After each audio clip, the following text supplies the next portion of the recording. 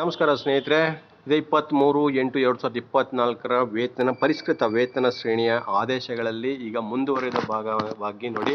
4ನೇ ಆದೇಶ, ಪರಿಷ್ಕೃತ ಶ್ರೇಣಿಗಳಲ್ಲಿ ವೇತನ ಪಡೆಯಲು ಅಧಿಕಾರ ನೀಡಿಕೆ. ಇದ್ರ ಬಗ್ಗೆ ಯಾವ ರೀತಿ ಆದೇಶವನ್ನು ನೀಡಿದ್ದಾರೆ ಅಂತಂದ್ರೆ, ಮೊದಲನೇದಾಗಿ ನೋಡಿ, ಕಚೇರಿಗಳ ಮುಖ್ಯಾಧಿಕಾರಿಗಳು ತಮ್ಮ ನಿಯಂತ್ರಣದಲ್ಲಿರುವ ಸರ್ಕಾರಿ ನೌಕರರ ವೇತನವನ್ನ ಕರ್ನಾಟಕ ನಾಗರಿಕ ಸೇವಾ ನಿಯಮಗಳು 2024 ಮತ್ತು ಈ ಆದೇಶಗಳ ಅನ್ವಯಿಸುವ ಅವಕಾಶಗಳಡಿ ಸಂವಾದಿ ಪರಿಷ್ಕೃತ ವೇತನ ಶ್ರೇಣಿಯಲ್ಲಿನ ಹೊಂದಿಕೆ ಕೋಷ್ಟಕದಲ್ಲಿನ ಸಮಾನಾಂತರ ಹಂತಕ್ಕೆ ನಿಗದಿಪಡಿಸಲು ಅಧಿಕಾರ ಹೊಂದಿರುತ್ತಾರೆ.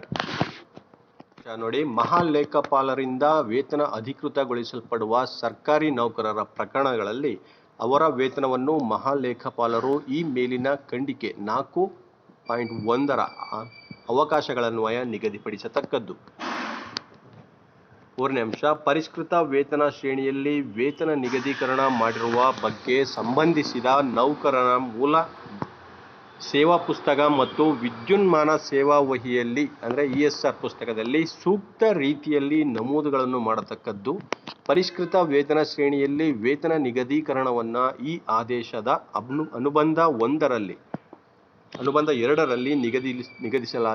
ನೀಡಲಾಗಿದೆ ನಮೂನೆಯಲ್ಲಿರುವಂತೆ ಮಾಡತಕ್ಕದ್ದು. ನಮೂನೆಯ ಒಂದು ಪ್ರತಿಯನ್ನು ಸರ್ಕಾರಿ ನೌಕರನ ಸೇವಾ ಪುಸ್ತಕದಲ್ಲಿ ಅಂಟಿಸುವುದು ಹಾಗೂ ವಿದ್ಯುನ್ಮಾನ ಸೇವಾ ವಹಿಗೆ ಲಗತ್ತಿಸುವುದು. ಒಂದು ಪ್ರತಿಯನ್ನು ಪರಿಷ್ಕೃತ ವೇತನ ಶ್ರೇಣಿಯಲ್ಲಿ ಪ್ರಥಮ ಬಾರಿಗೆ ವೇತನವನ್ನು ಪಡೆಯುವ ಸರ್ಕಾರಿ ನೌಕರನ ಸಂಬಳದ ಬಿಲ್ಲಿಗೆ ಲಗತ್ತಿಸುವುದು ಮತ್ತು ಒಂದು ಪ್ರತಿಯನ್ನು ಸಂಬಂಧಪಟ್ಟ ಇಲಾಖಾ ಮುಖ್ಯಾಧಿಕಾರಿಗೆ ಕಳುಹಿಸಿಕೊಡತಕ್ಕದ್ದು. ಕಚೇರಿ ಮುಖ್ಯಸ್ಥರು ಅವರ ಅಧೀನಕ್ಕೊಳಪಡುವ ಸರ್ಕಾರಿ ನೌಕರರ ವೇತನವನ್ನು 30ನೇ ನವೆಂಬರ್ 2024 ಒಳಗಾಗಿ ಪರಿಷ್ಕೃತ ವೇತನ ಶ್ರೇಣಿಯಲ್ಲಿ ತಪ್ಪದೆ ನಿಗದಿಸಿರುವುದನ್ನು ಖಚಿತಪಡಿಸಿಕೊಳ್ಳತಕ್ಕದ್ದು. ದಿನಾಂಕವನ್ನು ನೀವು ಗಮನಿಸಬೇಕು ಸ್ನೇಹಿತರೆ. 30ನೇ ತಾರೀಕು ನವೆಂಬರ್ 2024 ಒಳಗಾಗಿ ಅವರ ವೇತನ ಶ್ರೇಣಿ ಪರಿಷ್ಕೃತ ವೇತನ ಶ್ರೇಣಿಯಲ್ಲಿ ತಪ್ಪದೆ ನಿಗದಿಸಬೇಕು. ಹಾಗೆ ತುಟ್ಟಿ ಭತ್ಯೆ ಬಗ್ಗೆ ನೀಡಿದರೆ ನೋಡಿ ಆದೇಶ ಏನು ಅಂತ. ಅಖಿಲ ಭಾರತ ಸರಾಸರಿ ಗ್ರಾಹಕ ಬೆಲೆ ಸೂಚ್ಯಂಕ 361.704 ಅಂಶಗಳವರೆಗಿನ ತುಟ್ಟಿ ಭತ್ಯೆಯನ್ನು ದಿನಾಂಕ 1ನೇ ಜುಲೈ 2022ರಂದು ಲಭ್ಯವಿದ್ದ ಸರ್ಕಾರಿ ನೌಕರನ ಪ್ರಸ್ತುತ ಮೂಲ ವೇತನದೊಂದಿಗೆ ವಿಲೀನಗೊಳಿಸಿ ಪರಿಷ್ಕೃತ ವೇತನ ಶ್ರೇಣಿಗಳನ್ನು ರಚಿಸಲಾಗಿರುತ್ತದೆ. ಆದುದರಿಂದ ಪರಿಷ್ಕೃತ ವೇತನ ಶ್ರೇಣಿಗಳಲ್ಲಿ ಮೊದಲನೇ ಕಂತಿನ ತುಟ್ಟಿ ಭತ್ಯೆಯು ದಿನಾಂಕ 1ನೇ ಜನವರಿ 2023ರಂದು ಪ್ರಾಪ್ತವಾಗತಕ್ಕದ್ದು. ಹಾಗೆ ಸರ್ಕಾರಿ ನೌಕರರಿಗೆ ನೀಡಲಾಗುವ ತುಟ್ಟಿ ಭತ್ಯೆಯನ್ನು ಭಾರತ ಸರ್ಕಾರದ ತುಟ್ಟಿ ಭತ್ಯೆ ಸೂತ್ರಕ್ಕೆ ಅನುಸಾರವಾಗಿ ಕ್ರಮಬದ್ಧಗೊಳಿಸತಕ್ಕದ್ದಾಗಿರುತ್ತದೆ.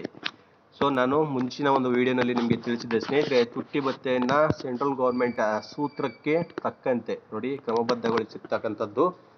ಬೇರೆ ಒಂದು ಸೂತ್ರವನ್ನು ಮಾಡೋದು ಅದು ಕಾಲ ವ್ಯಯ ಆಗುತ್ತೆ ಮತ್ತು ಅವಶ್ಯಕತೆ ಇಲ್ಲ ಅಂತ ಒಂದು ರೀಸನ್ನ ಕೊಟ್ಟು ಅವರು ಈಗ ಭಾರತ ಸರ್ಕಾರದ ತುಟ್ಟಿ ಭತ್ಯೆ ಸೂತ್ರಕ್ಕೆ ಅನುಸಾರವಾಗಿ ಕ್ರಮಬದ್ಧಗೊಳಿಸಿರ್ತಾರೆ.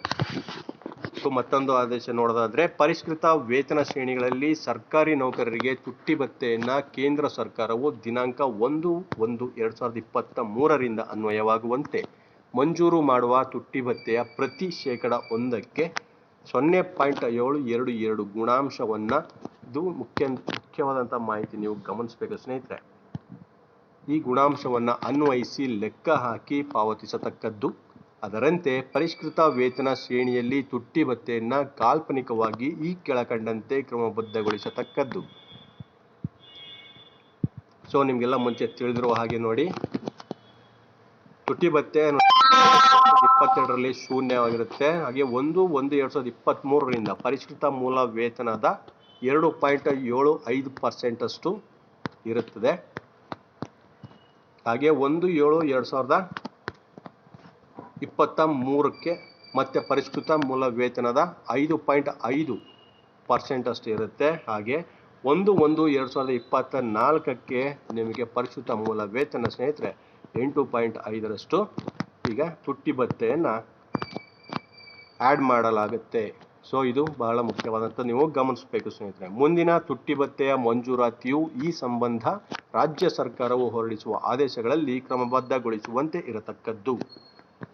ತುಟ್ಟಿ ಭತ್ಯೆಯನ್ನು 1ನೇ ಜನವರಿ ಮತ್ತು 1ನೇ ಜುಲೈ ಇಂದ ಅನ್ವಯಿಸುವಂತೆ ವರ್ಷಕ್ಕೆ 2 ಬಾರಿ ಪಾವತಿಸತಕ್ಕದ್ದು. ಇದು ಬಹಳ ಮುಖ್ಯವಾಗಿ ನೀವು ಗಮನಿಸಬೇಕಾಗಿರ್ತಕ್ಕಂಥದ್ದು. ವರ್ಷಕ್ಕೆ 2 ಬಾರಿ ತುಟ್ಟಿ ಭತ್ಯೆಯನ್ನು ಪಾವತಿ ಮಾಡಲಾಗುತ್ತೆ. ಹಣದುಬ್ಬರದ ತಟಸ್ಥೀಕರಣವು ಎಲ್ಲ ಹಂತಗಳಲ್ಲಿ 100% ಏಕರೂಪವಾಗಿರತಕ್ಕದ್ದು. ತುಟ್ಟಿ ಭತ್ಯೆಯನ್ನು ಸಂಭಾವನೆಯ ವಿಶಿಷ್ಟ ಅಂಶವಾಗಿ ತೋರಿಸುವುದನ್ನು ಮುಂದುವರಿಸಲಾಗುವುದು ಮತ್ತು ಅದನ್ನು ಯಾವುದೇ ಉದ್ದೇಶಕ್ಕೆ ವೇತನ ಎಂದು ಪರಿಗಣಿಸಲಾಗುವುದಿಲ್ಲ. ಇದೊಂದು ಮೆನ್ಷನ್ ಮಾಡಿ ಕೊಟ್ಟಿರ್ತಾರೆ ಸ್ನೇಹಿತರೆ. ತುಟ್ಟಿ ಭತ್ಯೆಯನ್ನು ಯಾವುದೇ ಉದ್ದೇಶಕ್ಕೆ ವೇತನ ಅಂತ ಪರಿಗಣಿಸೋ ಹಾಗಿಲ್ಲ.